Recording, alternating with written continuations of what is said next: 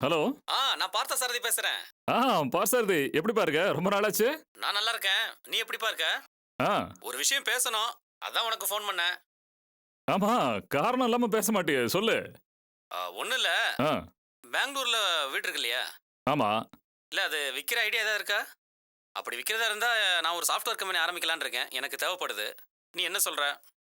இப்ப நாங்க பெங்களூர்ல இல்லங்கிறது உண்மைதான். ஆனா வீடு விக்கிற விஷயமா எந்த ஐடியாவும் இல்லையேப்பா. சரி, விற்கலனா கூட பரவாயில்ல, வாடகை கொடுத்துருங்க, நான் எடுத்துக்கிறேன். இல்லப்பா, நீ சொல்றபடி ரெண்டு விஷயத்துக்குமே கொஞ்சம் யோசிச்சு தானே முடிவு பண்ணணும், அவசரப்பட முடியாதே. அதுக்கு இல்லப்பா, இப்போ நல்ல ரேட்டு போயிட்டு இருக்கு. இந்த சான்ஸை மிஸ் பண்ணிட்டீங்கன்னா உனக்கு நல்ல ரேட்டு கிடைக்காது. அதான் சொல்றேன், நல்லா யோசிச்சு பாரு. புரியுதுப்பா, எனக்கு கொஞ்சம் டைம் கொடு. நான் என் ஒய்ஃபு கிட்டையும் டாக்டர் உஷா கிட்டையும் பேசிட்டு சொல்றேன். ஓகே? சரி, கேட்டுட்டு கண்டிப்பா ஃபோன் பண்ணுங்க. வா, வா, வா, வா. சரிப்பா, சரிப்பா, சரி. நான் வச்சிடறேன். Right, okay. யாருங்க போன்ல? இவம்மா பார்சாதி பேசினான். பெங்களூர் பார்த்து சாரதியா? ஆமா. என்னவா? ஒன்றும் இல்லைம்மா, அவன் புதுசா ஒரு சாஃப்ட்வேர் கம்பெனி ஆரம்பிக்க போறானா. அதுக்கு அவனுக்கு இடம் வேணுமா. பெங்களூர்ல நம்ம வீடும், வீட்டை சுத்தி 4 கிரவுண்ட் நிலமும் இருக்குல்ல, அதை விற்கிற ஐடியா இருக்கான்னு கேட்கறான். ஆஹா. விற்க விருப்பம் இல்லைன்னா அதை வாடகைக்கு கொடுங்கன்றான். நீங்க என்ன சொன்னீங்க? நான் யோசிச்சு சொல்றேன் பாருன்னு சொன்னேன். ஏன்னா உங்ககிட்டயும் உஷா கிட்டையும் நான் கேட்கணும் இல்லையா. இதுல என்னங்க கேட்கறதுக்கு இருக்கு? நாம அங்க போறதுலன்னு முடிவு பண்ணியாச்சு. அவர் சொன்ன மாதிரியே செஞ்சிட வேண்டியதானே? வாடகைக்கு விடலாங்கிறியா? இல்லீங்க, பேசாம அந்த வீட்டை வித்துடலாம். வித்துட்டு சென்னையில ஒரு நல்ல இடமா வாங்கி போட்டுறலாம்.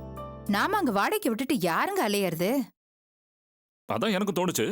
இருந்தாலும் உஷா கிட்ட ஒரு வார்த்தை கேட்கணும் இல்லையா. ஏன்னா அவளுக்காக நம்ம வாங்கின வீடு அது. அது ஞாபகம் இருக்குல்ல. ஞாபகம் இல்லாமலா? நம்ம எது செஞ்சாலும் அவ நல்லதுக்கு தானே செய்ய போறோம். அவ எதுக்கும் குறுக்க நிக்க மாட்டா, சரின்னு தான் சொல்லுவா. அந்த வீட்டை கொடுத்துடலாம். சரிம்மா, அப்ப அடுத்த வாரம் பெங்களூர் போய் பார்சாதி கிட்ட பேசிட்டு வந்துடுறேன். பேசுறதுக்கு என்னங்க இருக்கு? ஃபைனல் பண்ணி முடிச்சிட்டே வந்துருங்க.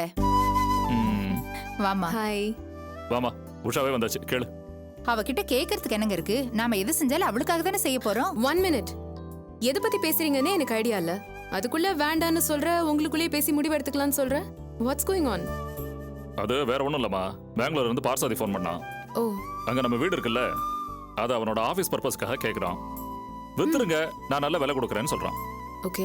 அதான் உங்க அம்மாவும் சரி, அதை கொடுத்துட்டு சென்னையில வேற ஒரு இடம் வாங்கிடலாம்னு சொல்றான். நல்ல ஐடியா தானே, கொடுத்துருங்கப்பா. இல்ல உஷா, அது உனக்குன்னு நாங்க வாங்கின இடம், ரொம்ப ஆசையா வாங்கினது, பார்த்து பார்த்து கட்டின வீடு. அப்பா, இதுல எல்லாம் எதுக்கு சென்டிமெண்ட்ஸ் பாக்குறீங்க? இப்பெல்லாம் தாலி கட்டின ஹஸ்பண்ட் அண்ட் ஒய்ஃப்குள்ளேயே எந்த சென்டிமெண்ட்ஸும் இல்ல. ஆஃப்டர் ஆல் வீடு தானே, இதுல எதுக்கு சென்டிமெண்ட்ஸ் எல்லாம்? நல்ல வேலை கிடைச்சதுன்னா கொடுத்துருங்க. ஓகேமா, வர வாரம் நாம 2 பேரும் பெங்களூர் போய் முடிச்சுட்டு வந்துருவோம். ஓகே, போலாம். அஹ், அது இல்ல உஷா. அப்பா, இதுல உங்களுக்கு ஏதாவது வருத்தம் இருக்கா? நான் ஏன் கேக்குறேன்னா, நீங்க ரொம்ப ஆசைப்பட்டு விரும்பி அந்த வீட்டை கட்டினீங்க. அதனால உஷா, அந்த வீடு இருக்கிறதே உனக்காகத்தான். அந்த வீட்டை நாங்க உனக்காக ஆசைப்பட்டு பார்த்து பார்த்து கட்டினோம். ஆனா நீ அங்க இருந்ததோ கொஞ்ச நாள் தான். அப்புறம் இன்னொரு விஷயம் தெரிஞ்சுக்க, நீ இப்போ இங்க மெட்ராஸ்ல இருக்கிறதுன்னு முடிவாயிடுச்சு. உன் கூட இருக்கிறது தானே எங்களுக்கு சந்தோஷம். நீ இருக்கிற இடம் தானே எங்களுக்கு பிடிச்ச இடம். சோ ஸ்வீட் ஆஃப் யூ பா. எப்படிப்பா இப்படி ஒரு நல்ல மனுஷனா எங்க குடும்பத்துல வந்து சேர்ந்திருக்கீங்க? மாம், யூ ஆர் வெரி லக்கி. நான் லக்கியா? நீங்க 2 பேரும் தான் லக்கி. நான் அவருக்கு பொண்டாட்டியாவும் உனக்கு அம்மாவாவும் வாச்சதுக்கு. போச்சுடா. இங்க பாரு, கைலாஷ் நம்ம வீட்டுல வந்து பிறந்ததுனால நம்ம 3 பேரும் lucky. Right daddy. Correct correct. 100% correct. Kailash, செல்ல குட்டி, வாடா வாடா வாடா. அம்மா கிட்ட வா. மம்மி வந்திருக்கேனே, ஒரு ஹாய் சொல்ல மாட்டியா நீ? என்னடா நீ இது? வந்த உடனே உனக்கு பை சொல்லாம இருந்தானா சரி. அப்படி எல்லாம் சொல்லிடுவியா நீ? சமத்து குட்டி.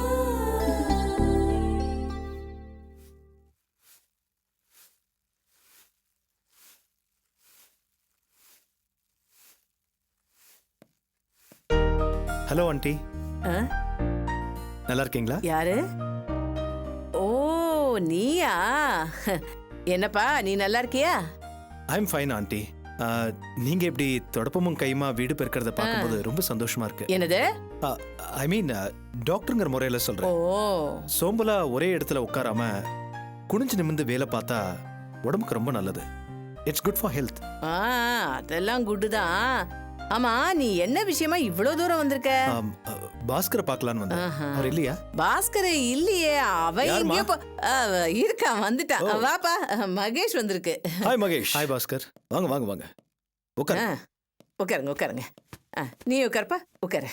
என்ன சாப்பிட்றீங்க? Tea, coffee, cool drink? தண்ணி. பச்சை தண்ணி போதும். பச்சை தண்ணியா? வாங்க மகேஷ். சங்கீதா, மகேஷ் கொஞ்சம் தண்ணி கொண்டு வா. ம். நீங்க வீட்டுக்கு வந்ததுல ரொம்ப சந்தோஷம். உங்களை பார்க்கணும்னு தோணுச்சு. நீங்க ஒன்றும் பிஸியா இல்லையே?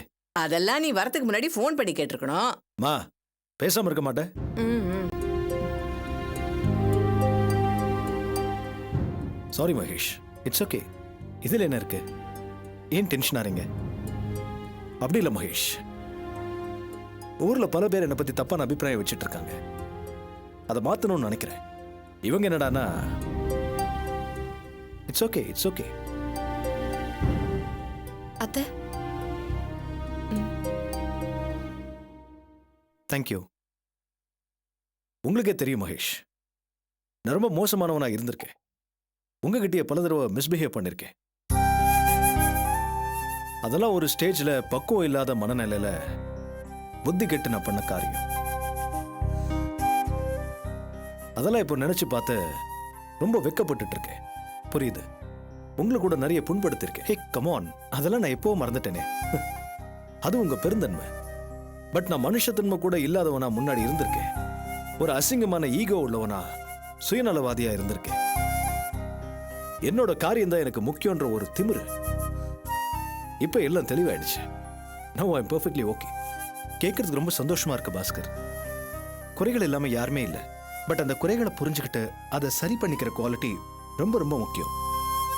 உங்ககிட்ட அது இருக்கு. கிரேட். தேங்க்யூ மகேஷ். ஒரு சின்ன ரிக்வெஸ்ட். சொல்லுங்க பாஸ்கர். இப்ப பேச்சுவார்த்தை நடக்குது. உங்களுக்கும் அபிக்குமான மேரேஜ். அது கண்டிப்பா நடக்கணும். முழு மூச்சு அதுக்கு நீங்க முயற்சி பண்ணி அபியை மேரேஜ் பண்ணிக்கணும். எஸ், உங்களை மாதிரி ஒரு நல்லவர் அபிக்கு ஹஸ்பண்டா வரணும். அபி ஒரு சந்தோஷமான நிறைவான குடும்ப வாழ்க்கையை வாழணும். அதுதான் எனக்கு ரொம்ப முக்கியம்.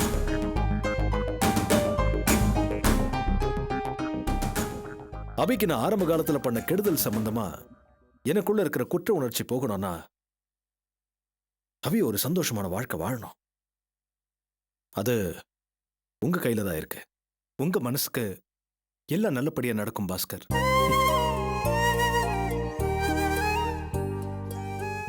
ஆக்சுவலா நான் உங்களை பார்க்க வந்தது உங்களுக்கு நன்றி சொல்லத்தான். நேத்து எங்க மேரேஜ் பத்தி அபிகிட்ட சப்போர்ட் பண்ணீங்கல்ல, இப்போ அப்படிதான் பேசுறீங்க. அபி நல்லா இருக்கணும்னு நினைக்கிற நீங்க உண்மையிலேயே really great. Thank you Mahesh. It's okay.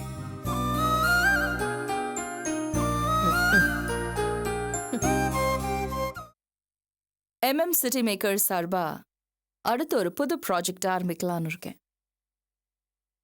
அது சம்பந்தமா பேசதான் நான் உங்க எல்லாரையும் கூப்பிட்டேன். மேம், ஏற்கனவே 2 ப்ராஜெக்ட் அண்டர் கன்ஸ்ட்ரக்ஷன்ல இருக்கு. அதனால புதுசா ஒன்று தேவையில்லைன்னு சொல்றீங்களா? இல்ல மேம், இந்த ப்ராஜெக்டை முடிச்சிட்டு புதுசா ஆரம்பிக்கலாம்னு சார் சொல்றாரு.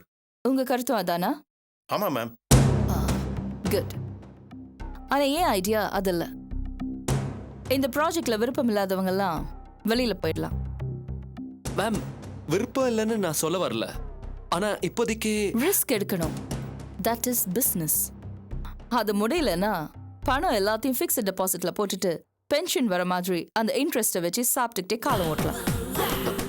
மேம், நீங்க சொல்றது எனக்கு புரியுதானா? நான் ஆனா என்ன?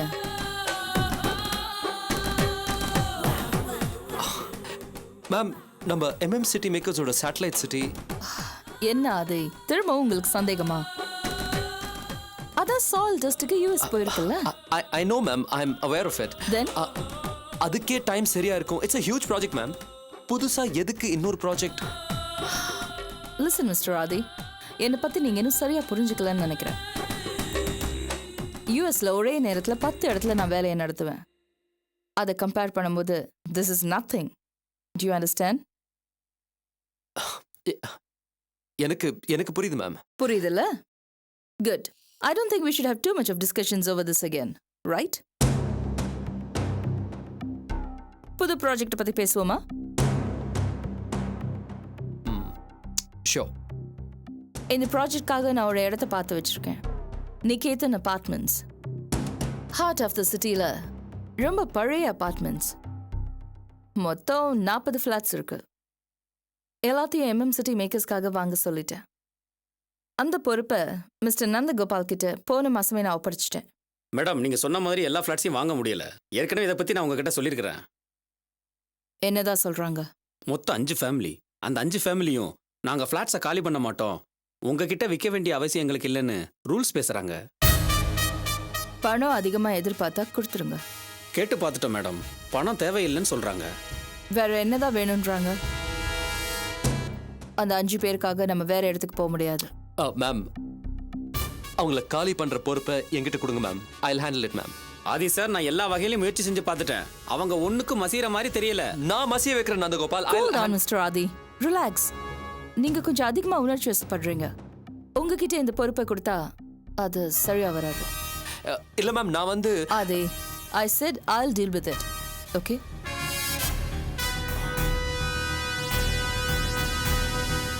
Okay ma'am.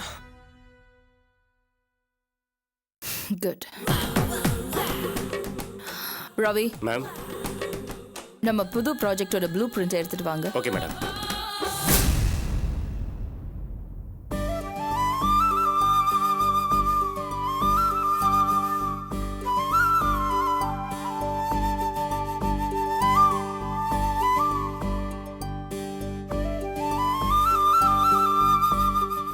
சார்,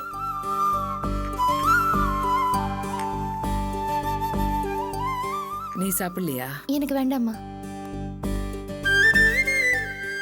சாப்பிடுமா. காஃபி என்னோட நல்லா தான் போட்டிருக்காங்க.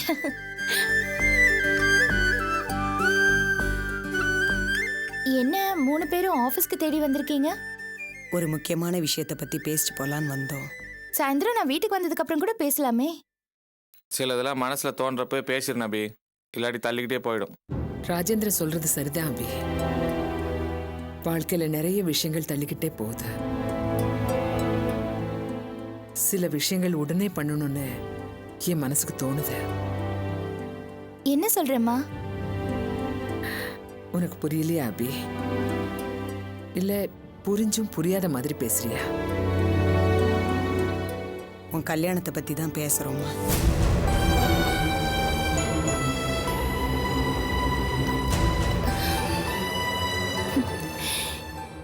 கல்யாணம். இது வரைக்கும் எத்தனையோ முறை நான் உன்கிட்ட வெவ்வேறு விதமா வெவ்வேறு சந்தர்ப்பங்கள்ல பேசியிருக்கேன்.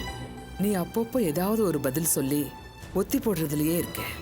சில நேரங்கள்ல ரொம்ப தீர்மானமா நான் தனியா தான் வாழ போறேன்னு கூட சொல்லியிருக்கேன். அதை என்னால ஒத்துக்க முடியாது அபி. வாழ்க்கையில நீ தனியாவே இருக்க கூடாது. நாங்க அனுபவிச்சிட்டு இருக்கோம். நம்ம ஊர்ல பொம்பளைங்க தனியா வாழ்ந்தா அது பெரிய சுமையாயிடும். அப்படியா? அபி, உனக்கு இளமை இருக்கு. அதுக்கான உடம்புல தெம்பும் மன தைரியமும் கூடவே இருக்கு. அதனால்தான் நீ தனியா தைரியமா இருக்க. ஆனா வயசான பிறகு சாஞ்சிக்கிறதுக்கு ஒரு தோள் வேணாமா? பேசுறதுக்கு ஒரு துணை வேணாமா? தயவு செஞ்சு இதெல்லாம் புரிஞ்சுக்கோமா. ஆமா அபி, சாரதாக்கா சொல்றது சரிதான். நல்லா யோசிச்சு பாரு. நீ கல்யாணத்துக்கு சரின்னு சொன்னா எங்க எல்லாருக்கும் எவ்வளவு சந்தோஷம். நீ கல்யாணம் பண்ணிக்க மாட்டேன்னு சொன்னா யாருக்கு என்ன லாபம்?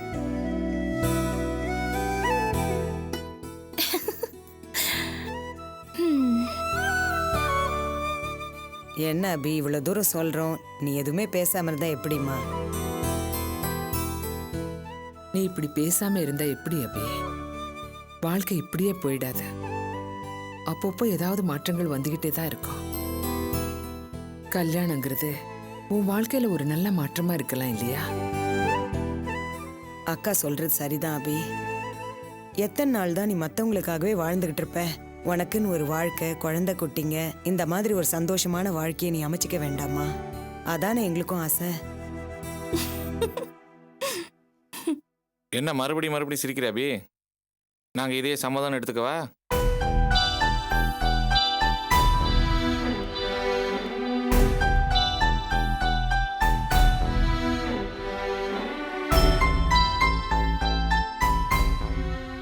மாமா, உங்களோட ஆசை நியாயமானது, ஒத்துக்கிறேன். ஆனா அதே நேரத்துல என் மனசுல சில உணர்வுகள் இருக்குல்ல, அதுக்கு நான் மரியாதை கொடுக்கணும்ல. என்ன சொல்ற? கல்யாணம் வேணாம் சொல்றியா? சித்தி, கல்யாணம் வேணும் வேண்டான்னு நான் சொல்லல. இப்போ என் மனசுக்குன்னு சில உணர்வுகள் இருக்கு. அதோட வெளிப்பாடுதான் இந்த அமைதி. இத பாரு அபி, உனக்கு ஒரு கல்யாணம் நடந்தாதா என் மனசுக்கு சந்தோஷம், நிம்மதி எல்லாமே. புரிஞ்சுக்கோ அபி. எனக்கு என்ன பதில் சொல்ற? அம்மா, என்னோட செயல்பாடு உனக்கு எப்பவுமே சந்தோஷத்தையும் அமைதியையும் கொடுக்கும். போதுமா?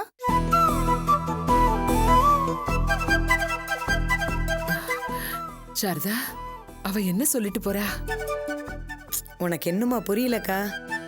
இந்த கல்யாணம் நடந்தாதான் உனக்கு சந்தோஷம் அமைதின்னு சொன்னல, அதுக்கு சரின்னு சொல்லாம சொல்லிட்டு போறா. அப்படியா சொன்னா?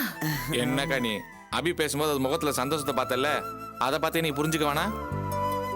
இல்ல, அவகிட்ட தெளிவா கேட்டுடுறது நல்லது. என்னக்கா பேசுற நீ? ஏற்கனவே கல்யாணம் ஆகி விவாகரத்துன்னு ரொம்பவே மன கஷ்டத்தோட வாழ்ந்துட்டு இருக்க பொண்ணு எப்படி வெளிப்படையா சரின்னு தலையாட்டுவா? நாம தான் கொஞ்சம் புரிஞ்சு நடந்துக்கணும். சரி வா போலாம், அபிகிட்ட சொல்லிட்டு கிளம்பலாம். வா வா போட.